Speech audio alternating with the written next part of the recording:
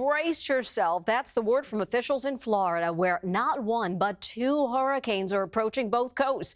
Idalia on one side and Franklin on the other. Les Trent is in Florida, where people are either hunkering down or getting out of Dodge. Double whammy. Two hurricanes are bearing down on the state of Florida. Idalia on the west coast, Franklin on the east. It's a hurricane sandwich.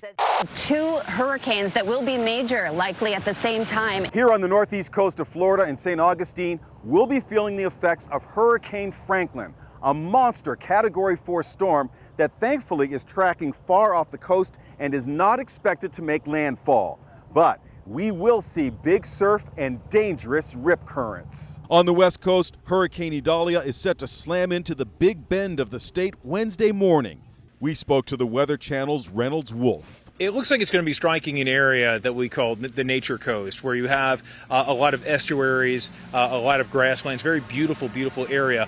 Sparsely populated, but in areas where if people stay, they could be cut off. The tiny island of Cedar Key, population just 700, is in the direct path of Idalia, and meteorologists say it could be swamped by a storm surge of at least 6 feet. Maybe even above 9 feet of storm surge. Now this is not survivable. It's like an aquatic wrecking ball, so to speak. When it moves on shore, it basically pushes everything that's in its path. It could be dwellings, it could be boats that are not properly stored.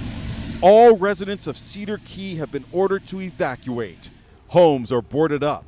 A duct tape X on these apartment windows lets officials know they're not occupied. This is going to be a major hurricane. Governor Ron DeSantis today warning everyone to get out while they can. You do not have to leave the state. You don't have to drive hundreds of miles. You have to get to higher ground in a safe structure. A satellite captured this remarkable image of lightning strikes inside the storm as it rages through the Gulf, gathering in strength, fueled by the record 100-degree water temperature. So this storm is rolling to the north-northeast, and the full weight and momentum is really loaded on the right side. So even if it's not a direct hit in places like Tampa, St. Pete, highly populated areas, will still have high effects. If you get a warning, you get an advisory, follow them to the letter.